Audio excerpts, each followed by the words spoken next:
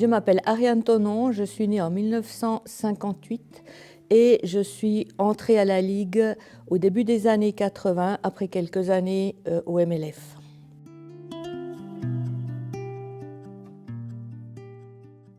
Au sein de la Ligue, j'ai surtout travaillé sur les questions féministes. C'était mon ADN, c'est pour cela que je suis entrée, pour poursuivre mon travail.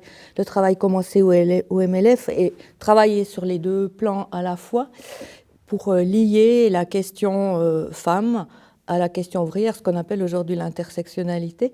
Donc nous avions déjà cette conscience qu'il fallait un changement du monde qui comprenne pas seulement certains secteurs de la population, mais qu'il fallait agir sur l'ensemble des conditions de vie et notamment de travail.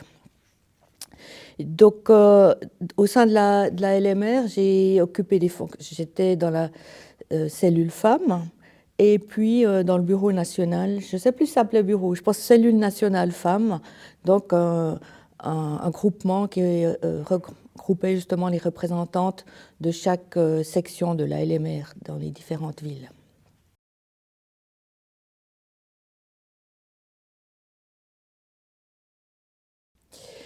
Eh bien, au départ, c'est assez complexe. Il est clair qu'on était à une période début des années 80 où toute la question du patriarcat commençait à être soulevée, non pas la question de la classe ouvrière, qui était un sujet en débat depuis la deuxième partie du 19e siècle, mais toute la question du patriarcat était soulevée depuis l'extérieur et entrait dans les partis traditionnels ou pas traditionnels, en l'occurrence pas traditionnels, et bouleversait forcément déjà les relations individuelles. Alors, avec des hommes, tout était très binaire à l'époque. La notion de genre n'existait pas encore, en tout cas pas en Suisse. Avec des hommes qui s'investissaient, très certainement et très souvent dans leur vie encore privée, sur les questions féministes, mais par ailleurs, dans le fonctionnement, dans la structure, on pouvait bien remarquer que persistait une prise de pouvoir qui était essentiellement masculine. Donc, il fallait, à ce moment-là, on s'est formé, revendiquer, accepter parfois, mais on ne les voyait pas toujours, on les a peut-être eus après, c'est le bien fondé de l'histoire, le fait qu'on pouvait être mis à l'écart, qu'on pouvait subir des remarques désobligeantes, mais je pense maintenant, plus de 30 ans après, que ça a vraiment été l'époque formatrice pour nous, et l'époque qui nous a permis de nous situer et de nous rendre indépendantes en tant que femmes, parce que c'est un milieu qui n'était pas désobligeant, qui était quand même accueillant, qui nous permettait de faire nos expériences, tout en nous mettant face à des oppositions qui nous obligeaient à nous situer. Et puis qui nous offrait aussi l'opportunité de former notre pensée. À l'époque, donc à partir des années 75, c'est là où je suis entrée au MLF, il y avait au sein des mouvements féministes en Suisse d'énormes débats. C'était une époque, et ce mouvement, ce parti nous a offert l'opportunité de former notre pensée en reprenant notamment tous les débats qui étaient au sein des mouvements féministes, le féminisme bourgeois dont on ne s'occupait pas trop, qui s'occupait essentiellement d'égalité, égalité salariale, etc. Et tout ce qui était en débat dans le mouvement féministe lui-même, MLF et autres, qui concernait essentiellement la place des femmes dans l'ensemble de la société, le rôle de reproductrice, le fait de décider de ce qu'on fait de son corps, etc. Donc ces débats ont été repris dans la LMR.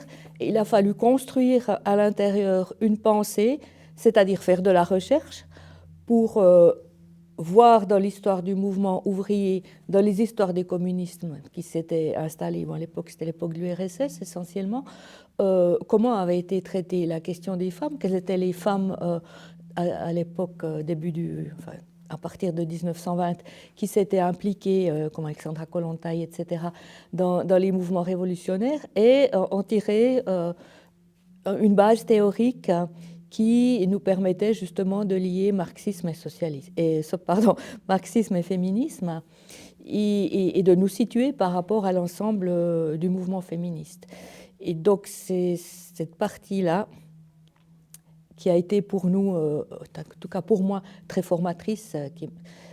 c'est un milieu qui nous a ouvert la possibilité de nous former et surtout de donner des cours de formation. Il y a beaucoup d'auto-formation, de formation entre nous.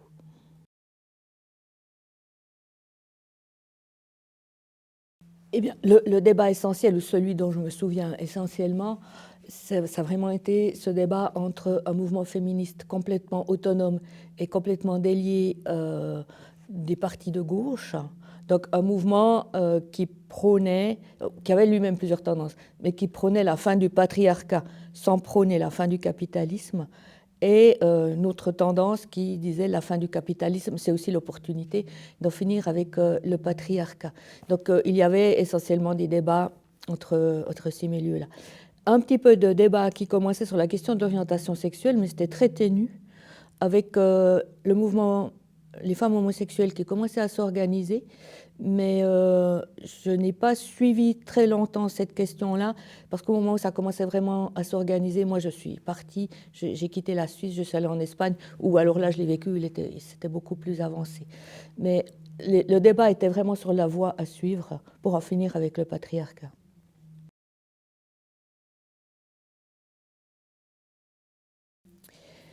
C'était pas un double militantisme. Pour moi, ça a été intégré. Enfin, moi, je suis fille d'ouvrière et de la migration. De toute façon, j'étais toujours entre deux. Donc là, j'ai pas. Peut-être qu'on a pu le ressentir, mais moi, ça n'a pas été mon cas. Pour moi, ça a été une ouverture. Ça a permis de quitter ces milieux. Ça m'a permis d'être une transfuge de classe. Et c'est ce dont je me souviens. Je ne me souviens pas forcément des moments désagréables. Parce qu'aussi, je pense que j'ai su me mettre dans une sorte de protection qui fait que je n'ai jamais pâti s'il y a eu des remarques de la part des camarades hommes. Ça ne m'a jamais spécialement troublée. Au sein du MLF, je me souviens d'un débat justement sur la question patriarcat versus version anticapitalisme et fin du patriarcat, où on s'était un peu pris le nez entre les différentes femmes, mais je ne me souviens pas que cela ait duré. Bien au contraire, voilà, c'était la question du débat. On pouvait s'engueuler, et s'engueuler très franchement, sans pour autant que cela signifie qu'on ne se parle plus, pas du tout. Je pense qu'il y avait une culture du débat qui était quand même très différente de celle qu'on peut observer aujourd'hui.